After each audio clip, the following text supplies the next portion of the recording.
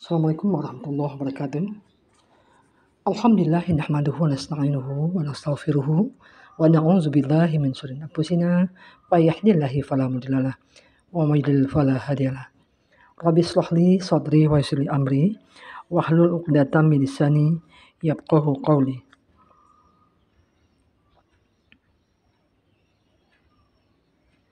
Para sahabat yang berbahagia, Nabi Muhammad SAW pernah bertanya kepada para sahabatnya, bagaimana keadaan kalian seandainya di antara kalian suatu saat berada di padang pasir membawa perbekalan dan unta, lalu kalian tertidur dan ketika bangun kalian mendapatkan unta dan perbekalan kalian hilang. Para sahabat pun menjawab, tentu kami cemas ya Rasulullah, sangat cemas sekali. Kemudian Rasulullah melanjutkan, pada saat kalian cemas, tiba-tiba kalian melihat unta kalian kembali dari tempat jauh dan menghampiri kalian dan membawa seluruh perbekalanmu.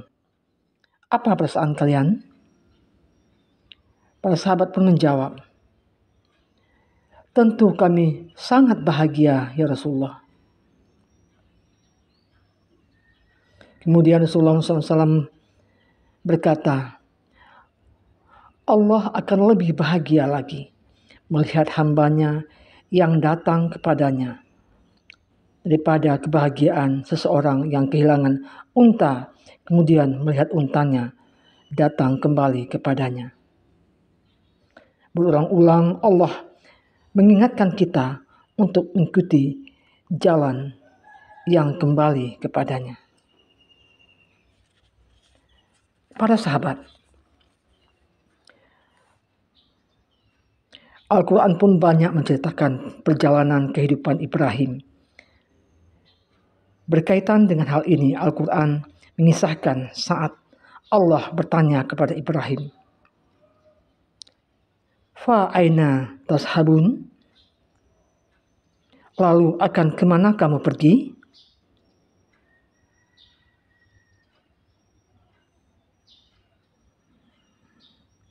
Quran surah At-Ta'wir ayat 26. Kemudian Al-Quran mengisahkan jawaban Ibrahim, sesungguhnya aku pergi menghadap Tuhanku dan dia akan memberi petunjuk kepadaku.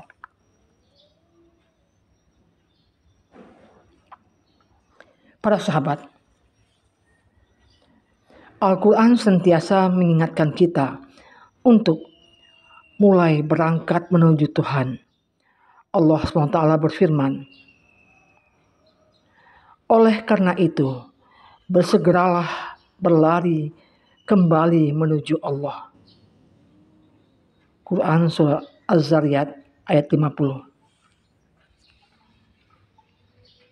Kemudian Al-Quran tidak hanya menyuruh kita untuk berjalan, tetapi ia bahkan memerintahkan kita berlari kepadanya.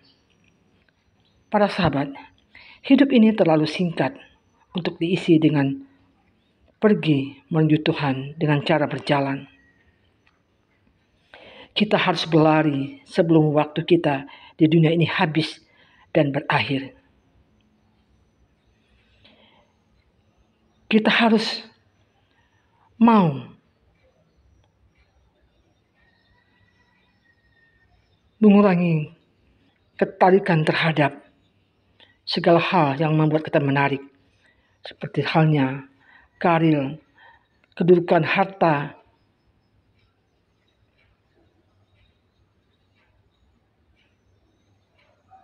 sebuah hadis yang diriwayatkan oleh Ahmad dan At-Tabrani yang berbunyi, barang siapa yang mendekati Allah sesiku, dia akan mendekatinya sehasta. Barang siapa mendekati Allah sambil berjalan, Allah akan menyambutnya sambil berlari. Balasan dari Allah selalu lebih hebat daripada apa yang kita lakukan. Dalam Al-Quran surah Luqman ayat 15 Allah SWT juga berfirman, ikutilah jalan orang-orang yang kembali kepadaku, kemudian hanya kepadakulah kamu kembali. Lalu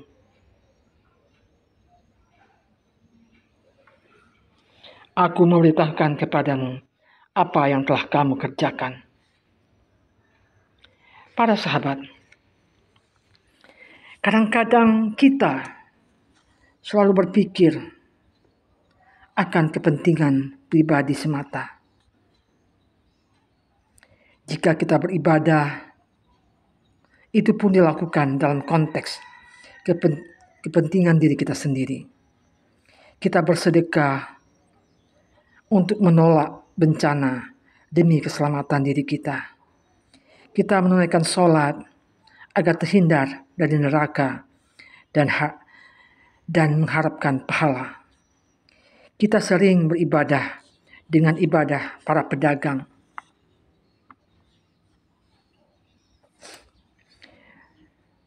Benarkah demikian?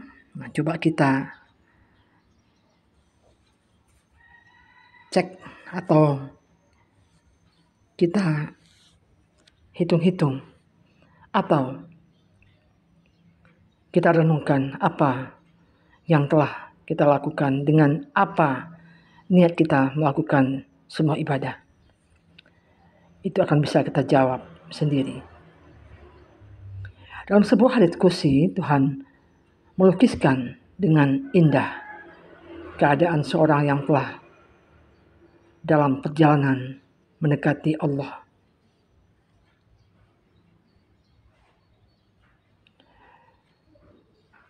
Rasulullah bersabda dalam yang diriwayatkan oleh Bukhari,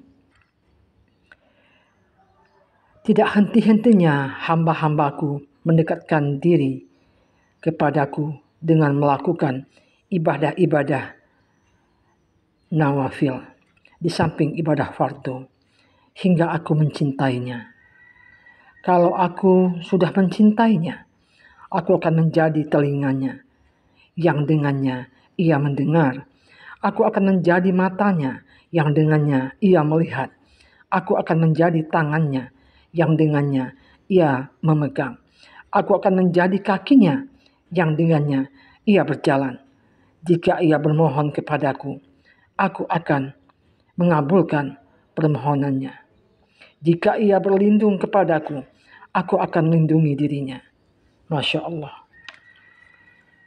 Semoga saja kita termasuk orang-orang yang dicintai Allah. Di sini saya mengajak kita untuk mendengar lantunan doa dari Imam Ali Zainal Abidin yang penuh dengan ungkapan cinta dari lubuk hatinya yang terdalam kepada Allah.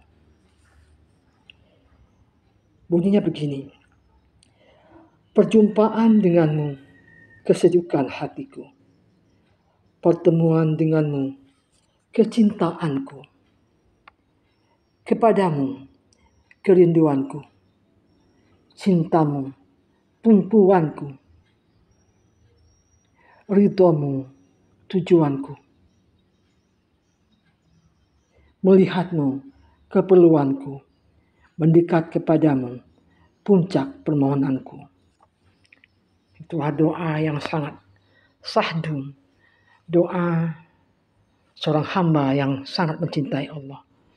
Mungkin selama ini kita belum pernah melaksanakan atau melakukan doa ini.